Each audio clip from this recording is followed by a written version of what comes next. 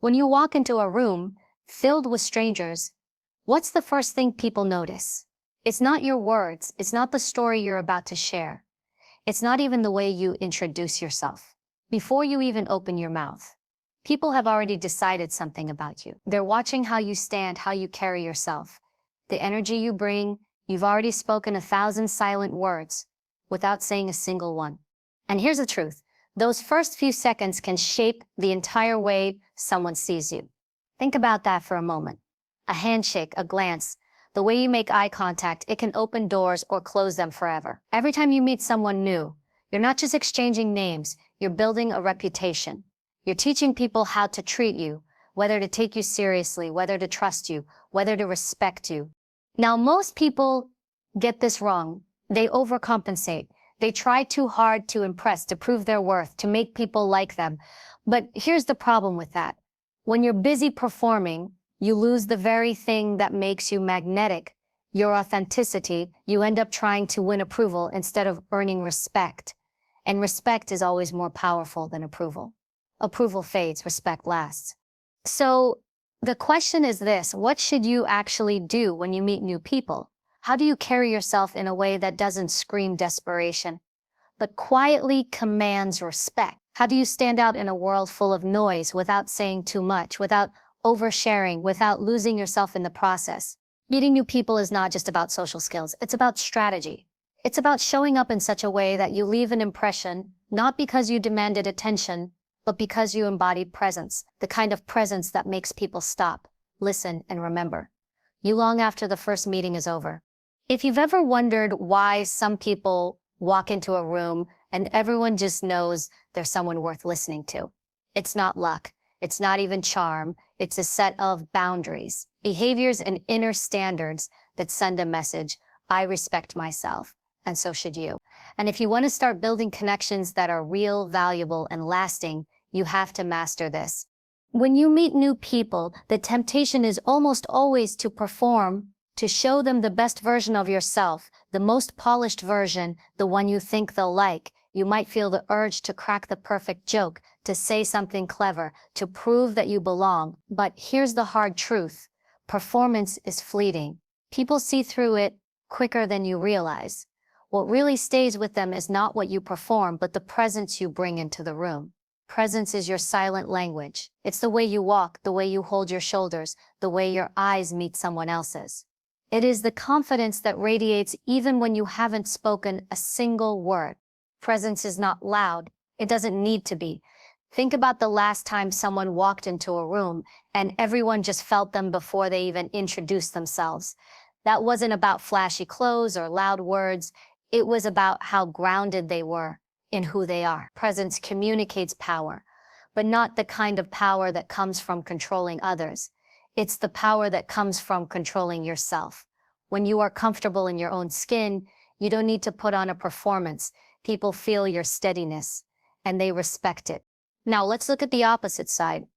When you walk in trying to perform, you come off as needy. You send the message, I need you to like me. And nothing repels respect faster than desperation. People can sense when someone is trying too hard. Maybe it's the exaggerated laugh at a joke that wasn't funny. Maybe it's talking over others just to get attention. Maybe it's name dropping or bragging in subtle ways. These behaviors might get you noticed for a moment, but they don't build lasting respect.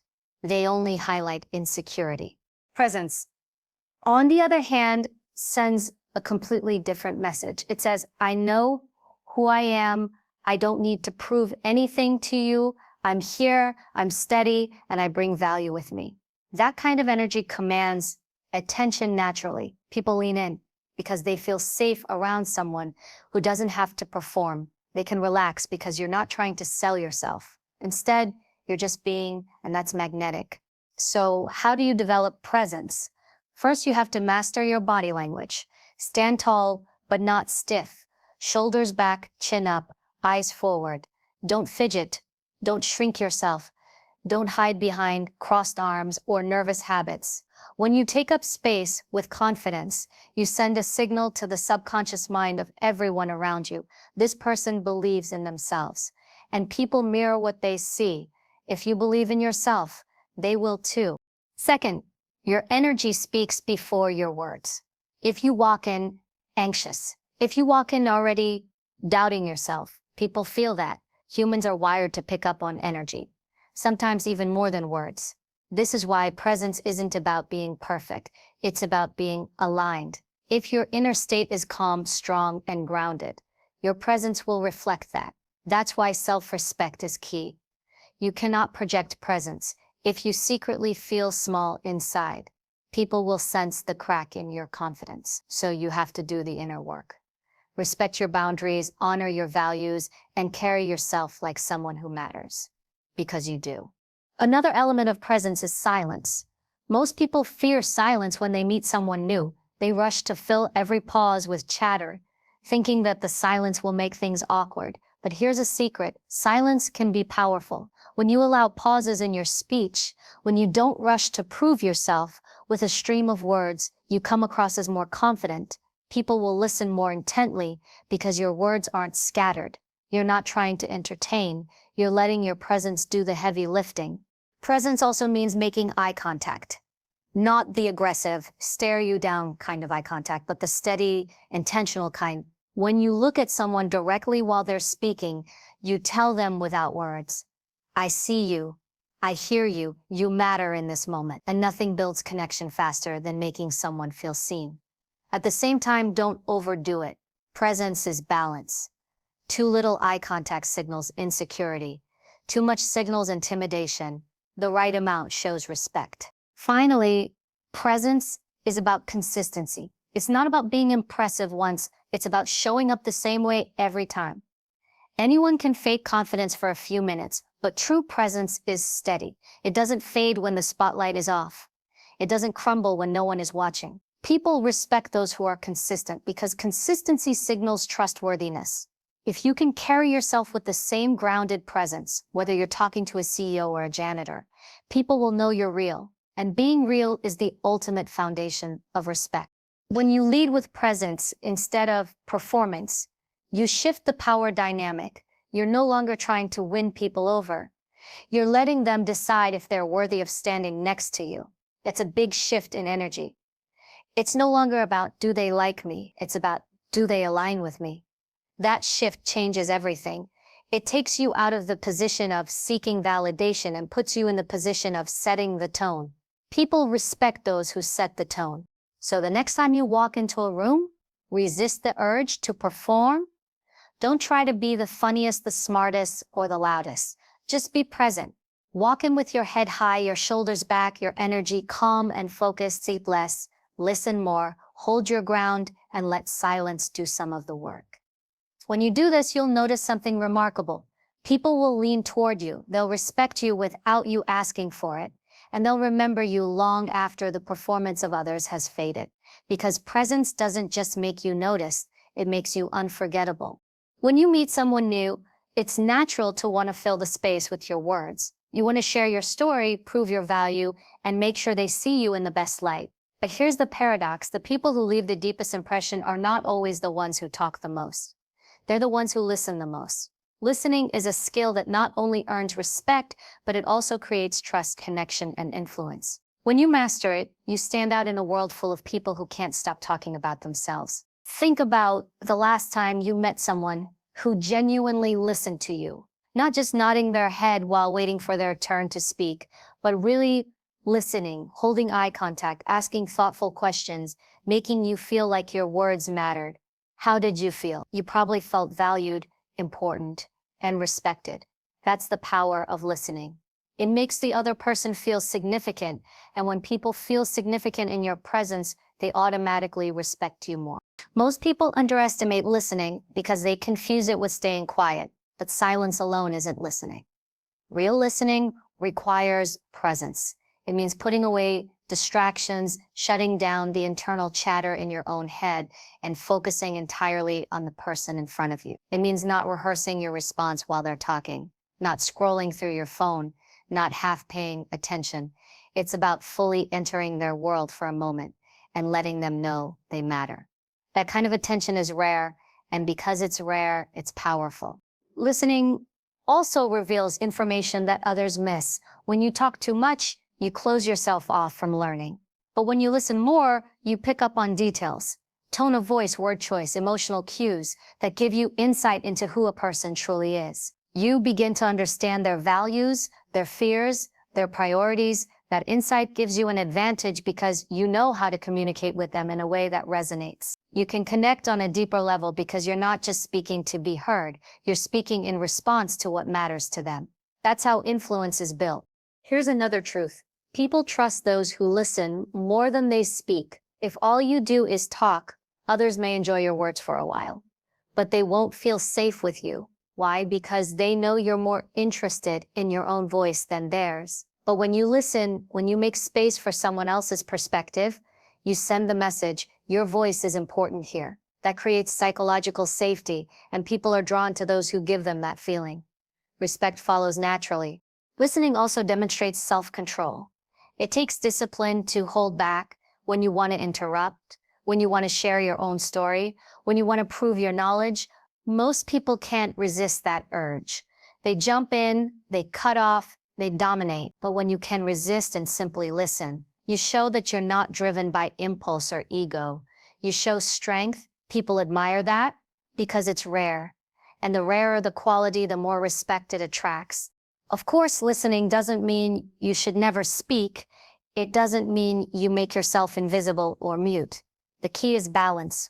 When you listen first, your words carry more weight when you do speak because you haven't flooded the space with noise. Your voice becomes something people pay attention to. They know if you're speaking, it's worth hearing. Listening creates that contrast. It gives your words value. There's also a psychological principle at play here. People like those who let them talk about themselves. Studies show that sharing your own story, your experiences, your opinions activates the reward centers in the brain, the same areas that light up when you eat your favorite food or win money. So when you listen and let people talk, you're literally making them feel good in your presence. They walk away associating that positive feeling with you. They may not remember everything you said, but they'll remember how you made them feel, and that is what creates respect and influence. Listening more than you speak also prevents misunderstandings. Too often people respond to what they think they heard instead of what was actually said. They jump to conclusions, they assume, they misinterpret. But if you take the time to really listen, you reduce those errors. You get clarity before you respond. That not only makes your communication sharper, it also makes you more reliable in the eyes of others. People respect those who don't jump the gun, who take time to understand before reacting. Another benefit of listening is humility. It shows that you don't need to dominate the space to feel important. You're secure enough to let others shine. You don't have to be the smartest voice in the room because you know that real power comes from knowledge, and knowledge comes from listening. This humility is not weakness, it's wisdom. And wisdom always earns respect. But let's address the challenge. Listening in a world full of noise is not easy. Everyone wants to be heard. Everyone wants to share their perspective. That's why you have to be intentional. You have to decide before you walk into a room. I'm gonna listen more than I speak. This doesn't mean you become passive. It means you use listening as your strategy. You observe, you gather, you understand, and then you speak with precision. It's the difference between a sword swung wildly and a sword used with purpose. One wastes energy, the other commands respect. So the next time you meet someone new, resist the temptation to dominate the conversation. Instead, ask them questions. Be curious. Let them share their story. Look them in the eye. Listen without rushing to respond. And when it's your turn to speak, let your words be intentional, brief, and meaningful. That balance will set you apart, because while others are busy performing, you're building real connections. When you meet someone new, the way you present yourself in those first few moments sets the stage for everything that follows. People are constantly assessing you, even if they don't realize it. They're watching how you carry yourself, how you speak, how you respond, and most importantly, what you allow. Boundaries are not just rules you enforce when someone crosses the line. They are signals you send from the very beginning that tell people who you are, what you stand for, and what you will or will not tolerate. If you wait too long to set them, you end up trying to repair situations that could have been avoided. But when you set the tone with boundaries early, you earn respect before anyone even thinks about testing you. Think about it like this. Every relationship, whether personal or professional, is like building a house. The foundation comes first, and that foundation is your boundaries. If the foundation is weak, the whole structure will eventually collapse. If it's solid, everything else stands firm. People may push against your walls, but if you've built them clearly and confidently, they'll know exactly where they stand with you. That clarity is not only healthy, it commands respect. The mistake many people make when meeting someone new is wanting so badly to be liked that they give up their boundaries without even realizing it. They laugh at jokes that make them uncomfortable. They agree to things they don't actually want to do. They stay silent when something feels off, just to avoid being seen as difficult. In those moments, they think they're gaining approval, but what they're actually doing is teaching others that their comfort doesn't matter. Once that impression is set, it becomes harder to shift. That's why boundaries must be set early, because people form their perception of you quickly. And those first impressions are hard to undo. Setting the tone with boundaries doesn't mean being cold, harsh, or standoffish. It's not about building walls to keep people out. It's about creating a framework that shows others how to treat you. Boundaries are not barriers. They're instructions. When you calmly and confidently show what's acceptable and what's not, you're giving others a guide to respecting you. And the truth is, people respect clarity. Most of the time, people cross boundaries, not because they're malicious, but because they're unsure. If you don't show them where the line is, they'll test it, often without meaning to. Setting it early eliminates that confusion. For example, imagine you start a new job and a coworker begins offloading tasks onto you. If you take them on without saying anything, you're silently telling them, this is okay. But if from the start you say something like, I'm happy to collaborate, but I can't take on your responsibilities because I already have my own projects, you're sending a different message. You're being respectful, but you're also drawing a clear line. That boundary set early prevents future exploitation and communicates that you value your time and effort. This applies in personal relationships too.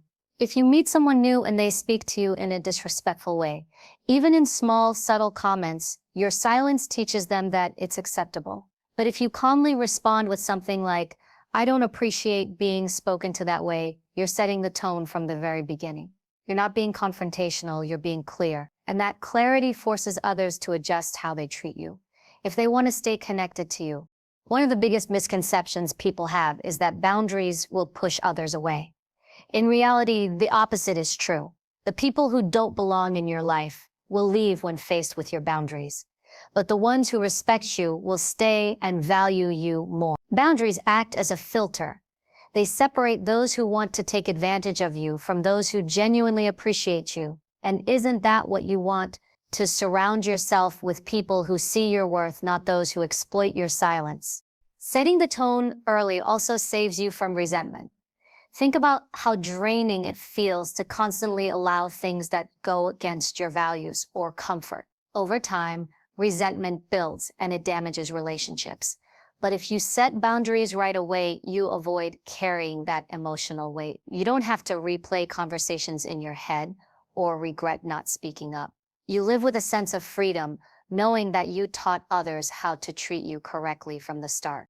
The key to doing this effectively is confidence.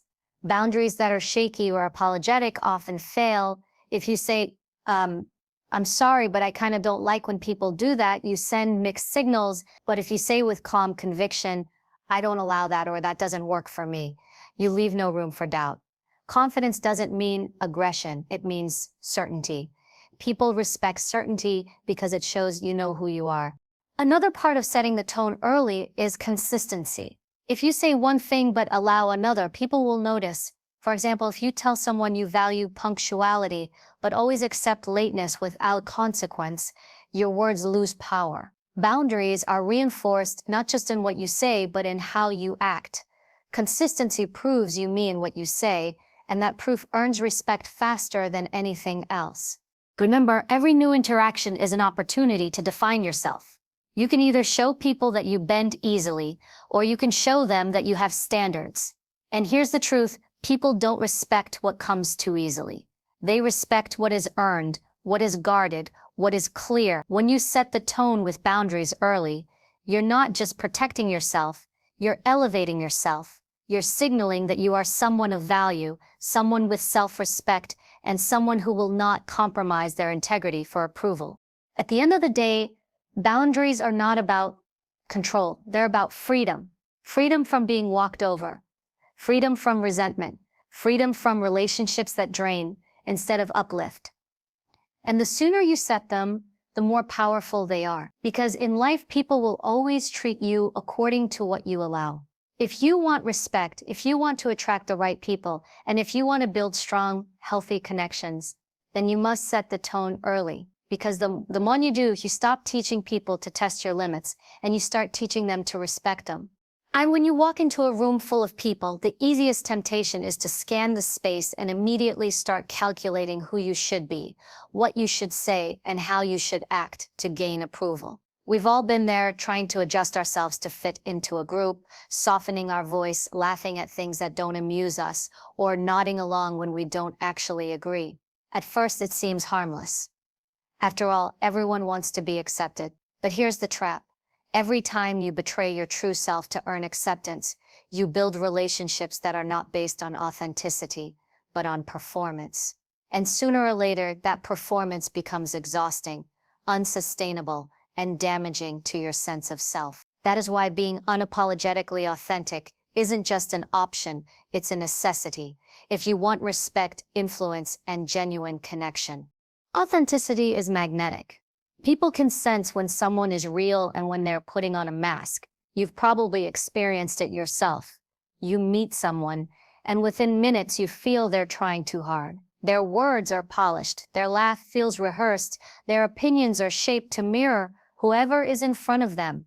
On the surface, it might look charming, but deep down, something feels off. You can't fully trust them because you don't know who they really are. On the other hand, when you meet someone who is grounded in who they are, someone who doesn't flinch at their imperfections, someone who speaks from a place of truth, it puts you at ease. You know where they stand, and that makes you want to stand with them. That is the power of authenticity. Being unapologetically authentic doesn't mean blurting out every thought that crosses your mind or refusing to grow. It means aligning your words, actions, and values so they match no matter the setting. It means not diluting your identity for approval or changing your essence for comfort. Too often people confuse authenticity with recklessness, but the truth is, authenticity requires strength, discipline, and self-awareness. It's about knowing who you are, owning it, and refusing to apologize for it. When you hide parts of yourself to be accepted, you pay a price. You may gain temporary approval, but you lose respect, both from others and from yourself. People can't respect what they can't see. If all they see is a mask, they'll interact with the mask, not the real you. And when you go home at night, you'll carry the weight of knowing that the acceptance you gained wasn't for the real you, but for a version of you that you created to please others. That leaves you feeling unseen, unvalued, and often resentful. But when you choose authenticity, even if not everyone approves, you earn something far greater: peace. You can walk away from any interaction knowing that what you presented was real. And those who stay in your life stay because they value you as you are, not as you pretend to be. The truth is, not everyone will like you. No matter how hard you try, you could bend yourself into 1,000 different shapes, and still there will be critics. That's why authenticity is freedom. When you stop performing for approval, you free yourself from the exhausting chase of people-pleasing. Some people fear authenticity because they think it makes them vulnerable. And in a way, it does. When you reveal your true self, you expose parts of you that others could judge. But here's the paradox. Vulnerability, when rooted in self-respect, becomes strength. When you are unapologetically yourself, you show others that you're not afraid of rejection. And that confidence is what earns admiration. People respect those who don't beg for validation, who don't shapeshift for applause, who stand firm in who they are, even if it means standing alone. Being authentic also sharpens your presence in any room. Think of leaders who inspire you, not because they're flawless, but because they're real. They don't hide their struggles. They own them. They don't sugarcoat the truth. They deliver it with courage. They don't try to be everything to everyone. They stay aligned with their principles. That presence draws people in because it's rare. In a world full of imitation and performance, authenticity shines brighter than anything else. But authenticity is not just about words. It's about consistency. If you claim to be one thing but your actions say another, people will notice. Authenticity means living in alignment with your values in both public and private. It's the small things, keeping promises, showing respect when no one is watching, speaking the truth, even when it's uncomfortable. These consistent acts build trust, and trust is the foundation of respect. Without authenticity, there is no real trust, and without trust, influence collapses. There's also a misconception that authenticity means staying the same forever. But real authenticity allows room for growth. It's not about stubbornly clinging to old patterns, but about being true to who you are in the moment while still striving to become better. You don't have to apologize for outgrowing certain people, habits, or environments. Growth is part of authenticity. Pretending to be who you were years ago just to make others comfortable is another form of dishonesty. The most authentic thing you can do is evolve while remaining grounded in your core values. So the next time you walk into a room or meet someone new, remember this: you are not there to audition for approval. You are not there to perform for acceptance. You are there to show up as yourself, fully, confidently, and unapologetically. Because when you do, you don't just meet people, you connect with them. And the connections you form will be deeper, stronger, and built to last, because they were built on the foundation of truth. When you meet someone new, the natural instinct is to talk, to share, to fill the silence with words. Many people rush into proving themselves, trying to impress or making sure they're noticed. But what if the most powerful thing you could do when meeting new people is not to speak more, but to observe more? Observation is an art that few master, but those who do hold an incredible advantage. Because when you observe, you gain insight that words can never reveal. You start to notice the truth that lies beneath the surface, the body language, the tone, the subtle reactions, and the dynamics that others overlook. Think about it. Every person is constantly sending signals without realizing it. The way someone looks at you when you enter a room tells you how they feel about your presence. The way they sit, cross their arms, lean forward, or pull back communicates whether they are open, guarded, nervous, or dismissive. Even their choice of words and the pauses between them carry meaning. Most people miss these signals because they're too busy waiting for their turn to speak. They're so focused on their own performance that they lose the opportunity to learn about the person in front of them. But when you slow down, when you listen with your eyes as much as with your ears, you begin to truly understand people. Observation is not just about others, it's also about reading the environment. When you enter a new space, there are invisible dynamics already at play. Who has the power in the room? Who is trying to gain attention? Who feels insecure? And who feels dominant? These unspoken dynamics shape how conversations unfold. If you miss them, you walk in blind, unaware of the currents around you. But if you observe before you engage, you'll know how to move wisely. You'll know when to speak, what to say, and how to position yourself in a way that earns respect without forcing it. Observation also requires patience, and patience is a power. When you don't rush to engage, you allow others to reveal themselves to you naturally. Most people, when they talk, eventually show their real self. They might start with a polished version of who they want to be, but as they keep speaking, their words and actions begin to align or misalign. When you're quiet and attentive, you give them space to expose their authenticity. They may not even realize how much they're showing, but you'll see it because you weren't distracted by the need to impress. There's another benefit to being observant. It makes others feel seen.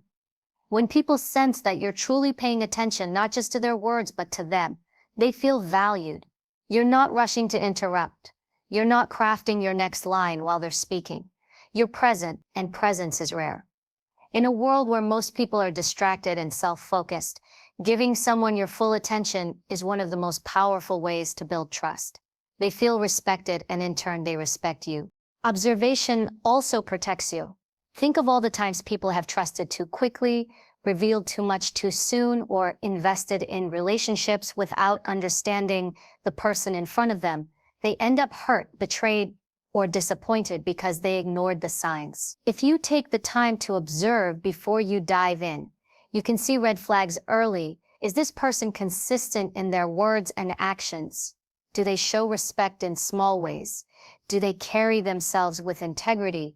These are questions observation can answer long before the truth becomes obvious. It saves you from wasting time, energy, and emotional investment on people who don't deserve it. But observation is not passive, it's active. It's not about sitting back silently, it's about sharpening your senses and tuning in. Look at the eyes, the hands, the posture. Notice the rhythm of their speech. Pick up on the energy shifts when certain topics come up. Listen for what is not being said, because silence often screams louder than words. People reveal themselves constantly. The key is whether you're paying attention. One of the most powerful tools in observation is neutrality. Don't rush to judge what you see. Just collect the data. Many people ruin their observational power because they immediately attach bias. They see one gesture and assume they know everything about the person. But real observation requires detachment. You watch, you listen, you gather, and only then do you interpret. Neutrality keeps your perception sharp and your conclusions accurate. Over time, observation builds wisdom. When you consistently observe people in situations before engaging, you develop patterns of understanding. You begin to recognize certain behaviors and what they mean. You start to see the difference between confidence and arrogance, between honesty and performance, between interest and politeness. Your instincts sharpen, and what once took effort becomes second nature. People may even call it intuition, but in reality, it's the product of disciplined observation. When you combine observation with action, you become powerful in any room. Because you're not operating blindly. You're not over-talking to prove yourself. You're not missing the signals. You're moving with awareness, and awareness creates presence. You'll know when to step forward and when to hold back, when to assert yourself and when to stay silent, when to challenge and when to support. This balance earns respect without demanding it, because people sense that you're not just reacting, you're reading, calculating, and moving with intention. So, the next time you meet someone new, resist the urge to rush into proving yourself. Don't think of the encounter as a performance you must deliver. Instead, see it as an opportunity to observe, to learn to read the person and the environment. Let others reveal themselves before you decide how to engage. Because those who observe don't just see more, they understand more. And those who understand more always carry the upper hand. Every time you step into a new interaction, you're writing the opening line of a story that might continue for years or might end in minutes. And the way you choose to begin matters. You don't need to force yourself into being someone else just to win approval. You don't need to speak louder, talk faster, or dominate the room just to feel important. Real importance doesn't shout. It doesn't beg for validation. It doesn't seek applause. Real importance carries itself quietly, steadily, with a confidence that doesn't need to be announced.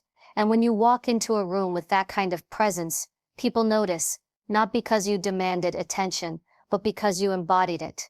But here's the part. Most people forget, presence is only half of it. The other half is boundaries. If you walk into a new relationship or interaction without setting the tone for how you expect to be treated, you leave the door open for others to define it for you. And people will test you, sometimes without even realizing it. They'll test your patience, your time, your self-worth. If you allow them to overstep, they'll continue. If you stand firm, they'll respect you. Respect is not something you beg for. It's something you demand by the way you carry yourself and the lines you refuse to let others cross. And while setting boundaries is important, so is authenticity. There is no power in trying to be a copy of someone else. There is no strength in presenting a mask. The most magnetic people are those who are unapologetically themselves, flaws and all. They're not trying to impress because they know their value doesn't depend on someone else's approval. And when you meet new people, your authenticity does two things. It filters out the ones who don't belong in your life because they can't handle your truth. And it attracts the ones who are meant to be in your circle because they connect with the real you.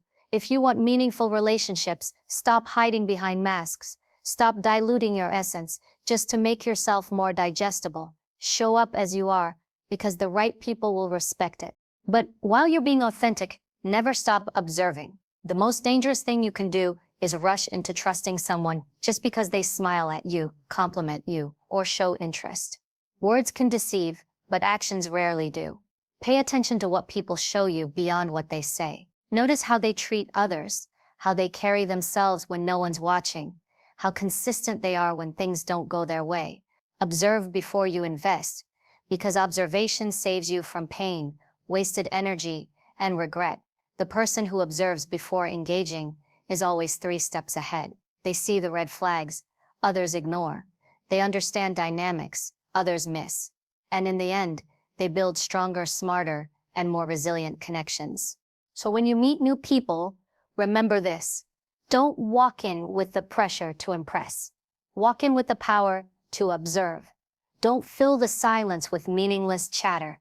Listen, don't shrink yourself to fit someone else's comfort. Stand in your authenticity. Don't let people decide how to treat you. Set the tone with your boundaries. And most importantly, don't perform for respect. Command it through your presence. Life will bring you countless opportunities to meet new people. Some will be allies, some will be challenges, and some will simply pass through. But how you choose to show up in those moments will determine the quality of the connections you build. Respect is not given freely. It is earned through how you carry yourself. Trust is not granted immediately. It is built through observation and patience. And value is not about trying to fit in. It's about daring to stand out by being real. The truth is, you don't need everyone to like you. You don't need to win over every room. You don't need to gain approval from every person you meet. What you need is to be consistent with your values, clear with your boundaries, authentic with your presence, and wise in your observations. When you do that, you naturally attract the people who are meant for you, and you naturally repel the ones who never should have had access to you in the first place. That's not rejection, that's protection. That's how you guard your energy, your time, and your future. So from this moment on, I want you to stop seeing introductions as auditions. You are not auditioning for anyone's acceptance. You are not proving your worth in 30 seconds. You are not performing to gain applause. You are walking in as someone who already carries worth, who already commands respect, and who already has something valuable to offer. You don't need to convince people of that truth. You just need to embody it. And here's the final reminder. The way you carry yourself when you meet someone new is a reflection of how you carry yourself in life. Show up with confidence, not arrogance. Show up with openness, but also discernment. Show up with kindness, but never weakness. Show up with authenticity, but never desperation. And above all, show up with the awareness that not everyone you meet deserves access to you. Some people will remain at a distance, and that's okay. Others will step closer and prove themselves worthy of your trust. And a rare few will walk alongside you for life. But all of that begins with how you choose to meet people, with presence, with observation, with authenticity, and with strength. Because at the end of the day, the world doesn't respect people who try too hard to be liked. It respects people who know who they are, who set their own tone, and who refuse to compromise their values. So when you walk into that next room, that next meeting, that next conversation, don't try to be impressive. Just be undeniable.